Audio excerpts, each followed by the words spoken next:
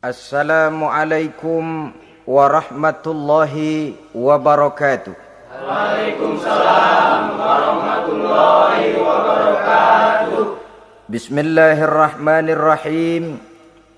Alhamdulillahi rabbil alamin.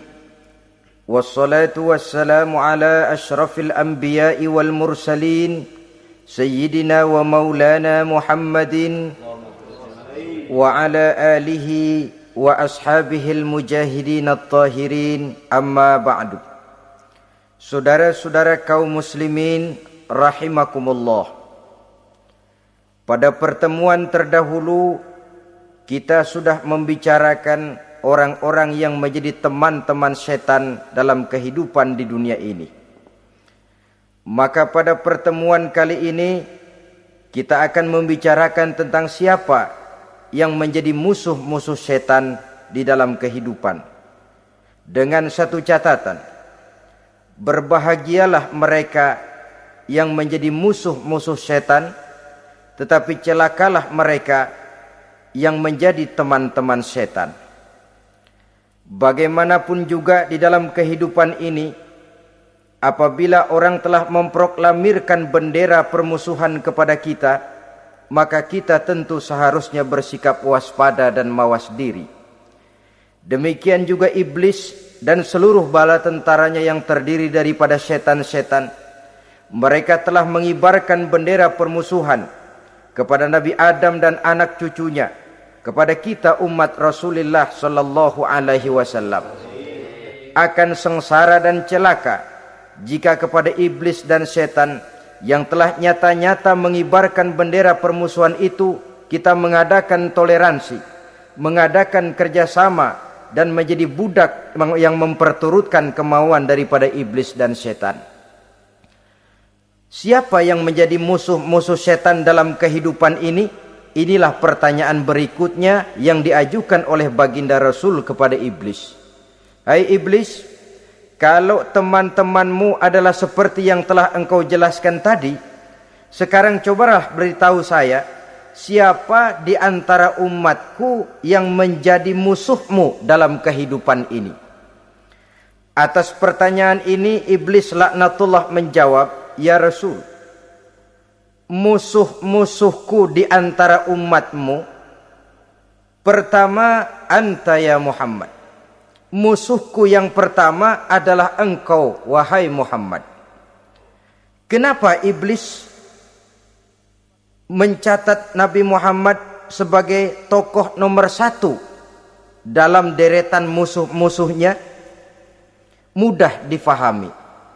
Pertama, keberadaan Rasul merupakan rahmah lil alamin, rahmah bagi lingkungan. Yang kedua, beliau berfungsi menyelamatkan manusia dari tempat yang gelap gulita, dari tempat kesesatan menuju tempat yang terang benderang, penuh berisi petunjuk dan hidayah dari Allah Subhanahu wa taala. Maka menurut iblis, inilah manusia perintang pertama atas segala daya dan usahanya menggelincirkan manusia ke jalan yang dimurkai oleh Allah Subhanahu wa taala. Kalau kita baca sejarah, risalah yang dibawa oleh Nabi Muhammad ini memang merupakan risalah yang membawa rahmah bagi alam sekitarnya. Ada sedikit perbedaan dengan risalah-risalah sebelum beliau. Sepertinya risalah yang dibawa oleh para rasul terdahulu itu mempunyai efek yang langsung pada kehidupan di dunia ini. Nabi Nuh misalnya menyampaikan agama. Hai umatku, ini agama. Umat menentang, turun banjir yang menenggelamkan orang-orang kafir. Azab diturunkan pada waktu itu juga, pada saat nabinya masih hidup. Jadi azabnya itu jenis cash, kontan. Nabi Soleh, hai umatku, ini agama.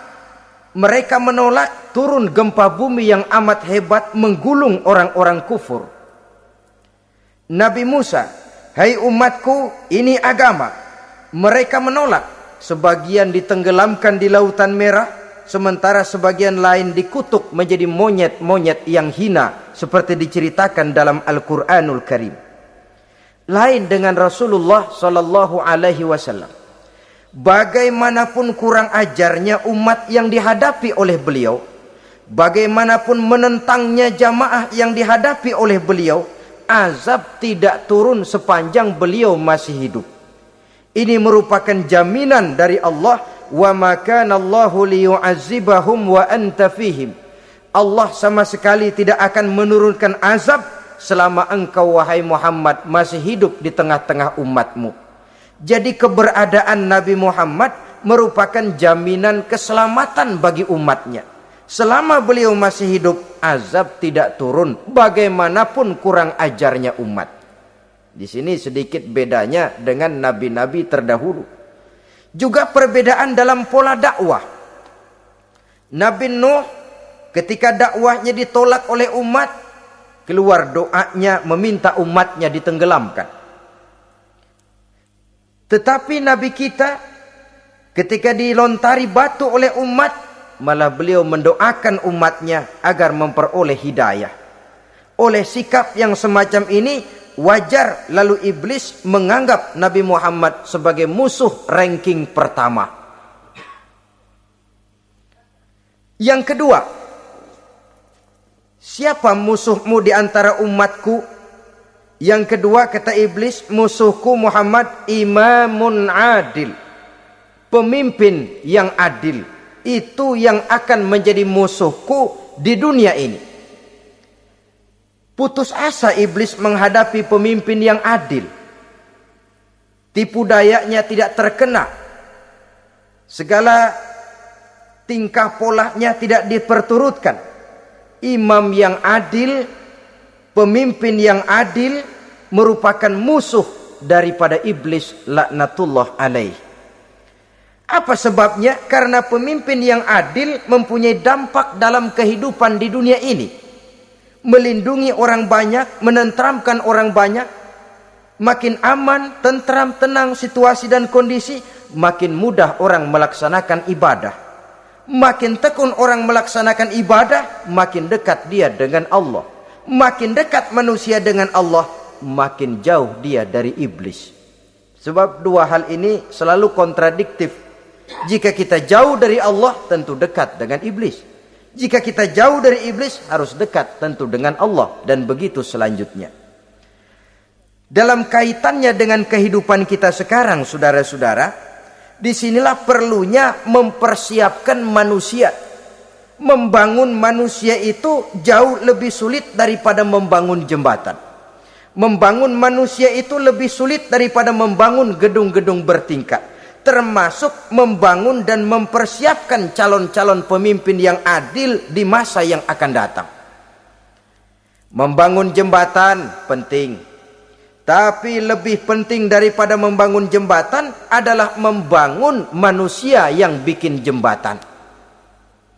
Sebab kalau manusia yang bikin jembatan tidak dibangun lebih dahulu, saya khawatir jembatannya nanti habis dimakan oleh yang bangun jembatan. Mengaspal jalan raya penting. Lebih penting dari mengaspal jalan raya, membangun manusia yang mengaspal jalan itu. Sebab kalau manusia yang mengaspal jalan bermental rusak dan bejat, saya khawatir jalan belum selesai, aspalnya habis dimakan oleh yang ngaspal. Inilah pentingnya membangun manusia pembangunan. Semua tugas-tugas besar, semua pekerjaan-pekerjaan yang baik harus berangkat dari niat yang baik, berangkat dari hati yang bersih. Siapapun adanya kita, apapun profesi kita. Yang jadi kiai, marilah berangkat dari niat yang bersih. Yang jadi mubalik, marilah berangkat dari niat yang bersih. Niatnya itu mau menghidupkan Islam atau mau cari hidup jual Islam. Kalau mau menghidupkan Islam, mari sama-sama kita berjuang. Tapi kalau mau cari hidup untuk dengan menjual Islam, minggir saja daripada nanti bikin malu. Yang mengurus masjid, mari berangkat dari niat yang bersih. ngurus masjid itu niatnya mau menghidupkan masjid atau mau cari hidup di dalam masjid. Kalau mau menghidupkan masjid, mari. Tapi kalau mau mencari hidup di dalam masjid, tolong minggir saja daripada nanti bikin aib. Yang jadi orang alim, mari berangkat dari niat yang bersih. Jangan memperjualbelikan fatwa, yang halal dikatakan haram, yang haram jadi samar-samar, nanti membingungkan umat. Berangkat dari niat yang bersih, membangun manusia, pembangunan. Ini barangkali istilah yang lebih kena. Saudara-saudara kaum muslimin rahimakumullah, setiap kita pada hakikatnya punya bakat. Secara fitrah yang kita bawa, bakat apapun kita ini punya.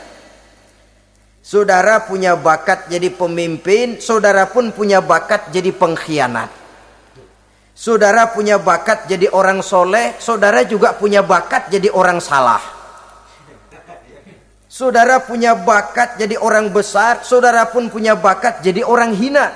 Seluruh bakat ada di dalam diri kita. Tinggal nanti pertumbuhannya mana yang lebih subur. Saudara punya sifat berani, saudara pun punya sifat takut. Seberani-beraninya orang mesti ada sifat takutnya. Nanti mana yang tumbuh lebih subur? Kalau takutnya tumbuh lebih subur, dia akan jadi orang penakut. Kalau beraninya yang tumbuh lebih subur, dipupuk oleh lingkungan, pendidikan dan sebagainya, dia akan tumbuh jadi orang pemberani. Oleh karena itu, agama merupakan lingkungan yang subur untuk menumbuhkan benih-benih yang baik yang kita bawa bersamaan dengan lahirnya kita ke alam dunia ini. Setiap kita, saya, saudara, punya bakat jadi pemimpin, punya bakat jadi pengkhianat, punya bakat jadi pengabdi, punya bakat jadi koruptor, punya bakat jadi pemelihara, punya bakat jadi perusak. Tinggal nanti lingkungan pendidikan yang menumbuhkan mana yang tumbuh lebih subur. Kalau lingkungan saudara lingkungan maling, maka sifat pengkhianat akan tumbuh lebih subur. Kalau nanti saudara jadi pemimpin, insya Allah korupsi. Lingkungan yang menumbuhkan sifat mengabdi, sifat berbuat tanpa pamrih, dikalahkan oleh sifat pengkhianat dan korupsi itu yang dibentuk oleh lingkungan, pendidikan, pengalaman dan sebagainya. Oleh karena itu, secara dini agama menanamkan, menyuburkan fitrah-fitrah yang baik yang kita bawa bersamaan dengan hadirnya kita dalam kehidupan ini. Sebab itu seorang penyair bernama Syauqi mengatakan dalam sebaik syairnya, waladatka ummuka ya ibna adam bakian wan nasu haulaka yadhakuna surura. Hai manusia, pada saat kamu dilahirkan kamu menangis dan orang lain di sekelilingmu ketawa. Kakek senyum dapat cucu baru, paman gembira dapat keponakan baru, sementara kita yang lahir menangis. Betul apa benar? Apa ada saudara yang begitu dilahirkan terus nyengir? Saya kira kabur dukunnya itu. Setiap kamu hai manusia lahir dalam keadaan menangis, orang sekelilingmu tertawa. Karena itu katakan kepada mereka yang senyum di sekelilingmu, hai manusia, pada saat saya dilahirkan saya menangis dan kamu semua tertawa. Baik manusia. Tapi nanti pada satu saat harus terjadi kebalikannya. Kalau dikala saya lahir saya menangis dan kau semua senyum, nantilah manusia. Kalau satu saat saya meninggalkan alam dunia ini, saya akan berangkat dengan senyum. Dan kalian semua akan berurai air mata. Kalau perlu dari Sabang sampai Merauke kibar bendera setengah tiang. Kalau perlu. Jangan terbalik, kita mati melotot orang malah gembira. Karena hidup selalu membawa sifat-sifat yang merusak. Inilah orang kedua yang menjadi musuhnya iblis dan beruntung menjadi musuh iblis. Siapa? Imamun adil, pemimpin yang adil. Saudara-saudara kaum muslimin rahimakumullah. Yang ketiga musuh iblis, ghaniyun mutawadhi, orang kaya yang rendah hati, orang kaya yang tidak sombong. Kaya apa saja, Baik kaya oleh karena ilmu, orang yang kaya karena ilmu disebut orang alim. Baik kaya karena materi, orang kaya karena materi dinamakan hartawan. Baik kaya karena kedudukan, orang yang kaya karena kedudukan dinamakan pejabat. Orang kaya yang rendah hati itu musuh iblis. Beruntung dia menjadi musuh iblis. Iblis tidak senang ada orang kaya tidak sombong. Tapi iblis paling senang kalau ada orang kaya sombong. Lebih senang lagi iblis kalau ada orang miskin sombong. Masya Allah. Orang kaya sombong, walaupun iblis senang, orang masih bilang pantas saja dia sombong, kaya apaan aja punya. Udah miskin sombong, kira-kira yang disombongin apaan? Dalam segala bentuknya sombong ini Allah tidak senang. Tapi iblis senang. Kenapa? Karena sponsor sombong iblis. Kan yang pertama kali sombong iblis toh. Ketika disuruh sujud kepada Nabi Adam, dia nggak mau. Ini kesombongan pertama yang terjadi dalam sejarah. Ketika ditanya kenapa kau tidak mau sujud iblis? Ah, saya kan dibikin dari api, Adam dari tanah. I am the best. Saya lebih hebat daripada iblis, daripada Adam. Adam baru kemarin dibikin, saya sudah lama. Kata Allah, kamu sombong iblis, ini surga bukan tempat orang sombong, keluar. Terusir dia dari surga. Jadi kesombongan pertama adalah kesombongan yang dilakukan oleh iblis. Dan dia tanamkan itu kepada kita supaya jadi orang sombong. Karena itu sombong ilmu Allah nggak senang, tapi iblis senang. Mentang-mentang ada ilmunya. Nih, satu-satunya ustadz di sini ya. Semua mesti ngaji sama gue. Kalau nggak ngaji sama gue, Islamnya kurang tapi bener. Sombong karena ilmu. Sombong karena pangkat. Mentang-mentang pakai bintang di pundak, jalan pundak duluan. Yang wajar saja hidup ini. Sombong harta pun begitu. Kaum muslimin rahimakumullah. Orang kaya yang rendah hati dimusuhi oleh iblis, tapi dicintai Allah, dicintai Rasul, dicintai malaikat. Caranya bagaimana? Kembali kepada satu kesadaran bahwa pada saat terlahir ke alam dunia ini tidak ada yang pernah kita bawa. Kalau sekarang kita punya rumah, punya kebun, punya kendaraan, punya pabrik, punya segala macam benda, apa itu? Titipan. Pada suatu saat akan diambil kembali oleh yang menitipnya. Kalau titipan itu pandai kita jaga, pandai kita syukuri, titipan akan makin banyak. Sama juga kita dalam kehidupan. Kalau orang bisa kita percaya, saya mau pergi ke luar negeri, rumah saya titip kepada tetangga. Saya pulang dari luar negeri, isi rumah tetap tidak berkurang, malah dibersihi, malah disapu, dihilangkan kotorannya. Tentu bukan main syukur saya, girang saya. Akan bertambah kepercayaan saya untuk menitipkan apa saja. Ini makna la in syakartum la azidannakum wa la in kafartum inna azabi lasyadid. Kalau kamu pandai bersyukur, aku tambah nikmat. Tapi kalau kamu ingkar, azabku teramat pedih. Artinya apa? Nikmat bisa berubah menjadi azab kalau kita tidak pandai mensyukurinya. Ma'asyiral muslimin rahimakumullah. Orang yang kaya ilmu lalu rendah hati, tidak selalu ingin menonjolkan diri. Ini kadang-kadang yang tanggung ini yang bikin berabe. Alim bener enggak, geblek bener juga enggak. Yang sedikit-sedikit mau nonjolin diri. Kalau enggak jadi imam enggak mau ke masjid.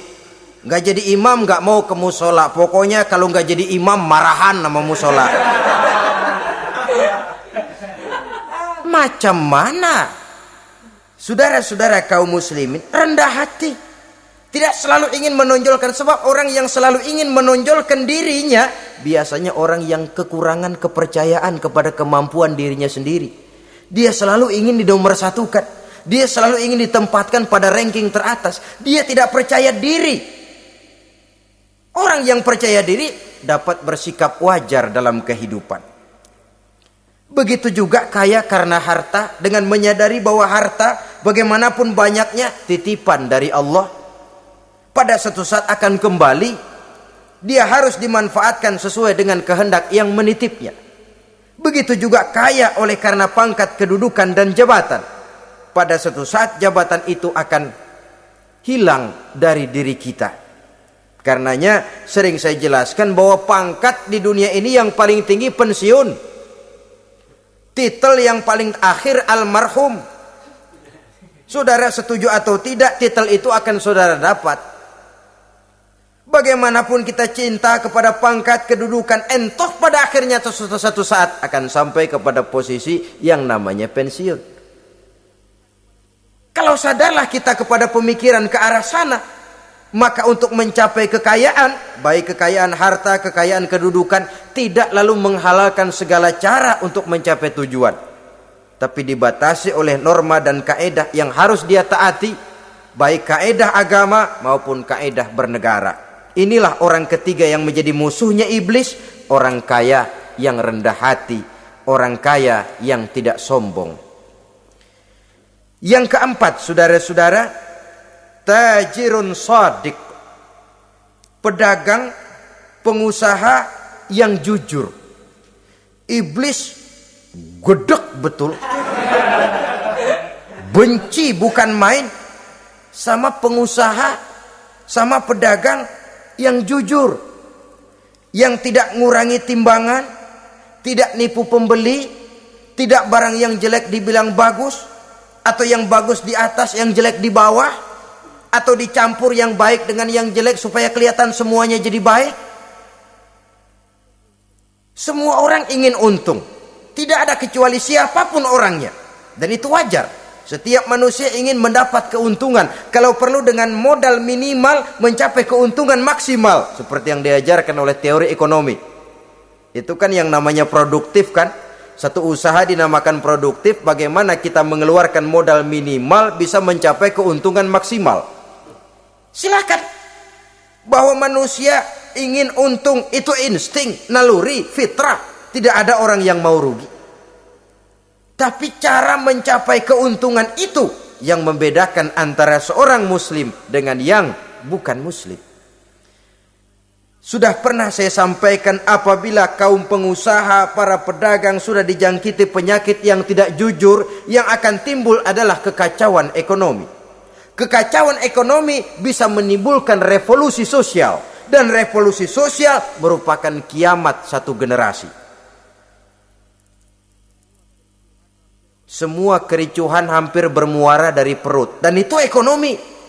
Orang nodong perut, orang korupsi perut. Ya walaupun korupsi kalau sudah kelas kakap tidak lagi sekedar urusan perut. Ya perut apa yang diurusin kalau korupsinya miliaran itu? Perut jin barangkali. Saudara-saudara kaum muslimin rahimakumullah. Oleh karena itu, pedagang yang jujur, pengusaha yang jujur, ini merupakan musuh iblis. Iblis tidak senang kalau ada pengusaha yang jujur. Iblis tidak senang kalau ada pedagang yang jujur. Tapi iblis akan tepuk tangan kalau pedagang sudah selingkuh, kalau pengusaha sudah nipu. Ada orang bilang, sekarang mah kalau jujur-jujur bener nggak makan apa-apa dong kita. Sebab katanya jangan lagi nyari yang halal, sekarang ini yang haram aja seret. Rupanya sering masang undian nggak pernah kena. Lalu bilang jangan yang halal, yang haram aja nggak kena-kena katanya. Sebenarnya bukan itu masalahnya, saudara-saudara. Bukan itu masalahnya. Masalahnya ialah bahwa kejujuran membawa keberkahan. Ini kalau kita berpikir dengan kacamata agama. Keberkahan merupakan sumber ketenangan. Dan ketenangan ini tidak bisa dibeli dengan materi yang bagaimanapun banyaknya. Walaupun kita punya percetakan duit, ketenangan itu nggak bisa dibeli.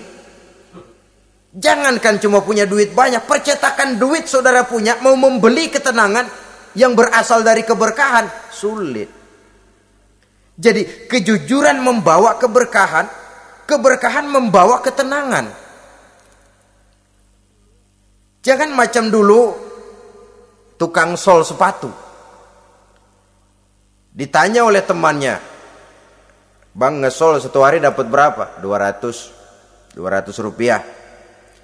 Sembayang enggak? Enggak. Islam? Islam, kalau Islam mah.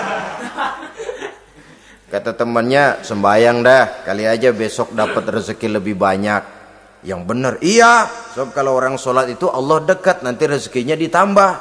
Beneran? Bener. Subuh sembayang dia. Habis sembayang sarapan, berangkat ke tempat dia ngesol, mangkal. Dari pagi sampai jam 11 belum ada juga yang ngesol. Mulai bimbang hatinya. Katanya kalau sembayang rezeki tambah. Tadi sembayang subuh sampai gini hari belum ada yang ngesol. Cobaan kali. Sabar. Datang sholat zohor. Habis zohor nunggu lagi, belum juga ada yang datang ngesol. Udah mau pulang hampir maghrib, baru datang satu orang dandanin sendal jepit putus.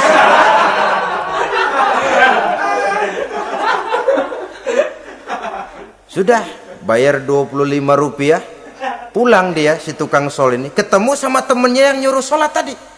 Ditanya, "Bagaimana penghasilan ini hari?" Apa dijawab? "Gua kapok deh sembahyang."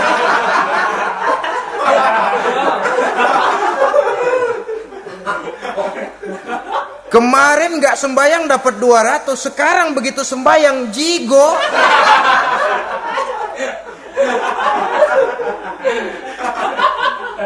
Dia tidak sadar bahwa dengan dari kacamata agama, 25 rupiah yang membawa berkah jauh lebih baik ketimbang 200 uang panas. Dari kacamata agama, 25 rupiah yang membawa berkah lebih baik daripada 200 rupiah tapi panas. Sebab panas menjauhkan kita dari ketenangan. Itulah sebabnya maka pedagang yang jujur, pengusaha yang jujur menjadi musuh setan dan beruntung. Sekarang jadi pengusaha jujur-jujur nggak dapat proyek, Pak. Kalau nggak bisa semir semur. Padahal agama sudah menjelaskan ar-rashi wal murtashi finnar. Orang yang nyogok dan orang yang disogok dua-duanya neraka. Kenapa? Join termasuk ta'awanu 'alal ismi wal udwan. Bertolong-tolongan dalam berbuat dosa dan kesalahan. Kalau hadiah, lain hadiah. Kalau sedekah, lain sedekah. Tapi yang namanya semir, suap, ar-rashi wal murtashi finnar. Saudara-saudara kaum muslimin rahimakumullah. Jadi pedagang yang jujur, pengusaha yang jujur merupakan salah satu roda perekonomian. Kegoncangan ekonomi akan menimbulkan dampak sosial yang sangat luas dan kompleks. Yang pada giliran puncaknya, dampak paling negatifnya, dia sanggup menggerakkan terjadinya revolusi sosial. Bukankah sebagian besar gerak hidup manusia dimotivasi oleh keinginan untuk mempertahankan kelangsungan hidup? Dan kelangsungan hidup artinya mulut. Mulut itu artinya perut, dan itu artinya makan. Setelah itu mungkin baru pangan, baru sandang, baru dia berpikir pakaian dan sebagainya. Jadi karena dia merupakan penggerak roda ekonomi, pedagang yang jujur, pengusaha yang jujur mutlak diperlukan dalam kehidupan ini. Sebab sekali lagi, kejujuran akan membawa keberkahan, keberkahan memberikan ketenangan dalam kehidupan. Oleh karenanya kita umat Islam, biarin duit kita banyak, asal berkah. Itu tentu idealnya. Ketimbang dikit tidak berkah, lebih baik ia banyak, ia berkah. Dan keberkahan itu datang lewat kejujuran. Kejujuran ini sudah dicontohkan oleh Rasul pada saat beliau berniaga ke negeri Syam. Dikala berumur 9 tahun, bahkan dikala berumur 25 tahun, seketika membawa dagangan Sayyidatuna Khadijah yang kelak jadi istri beliau.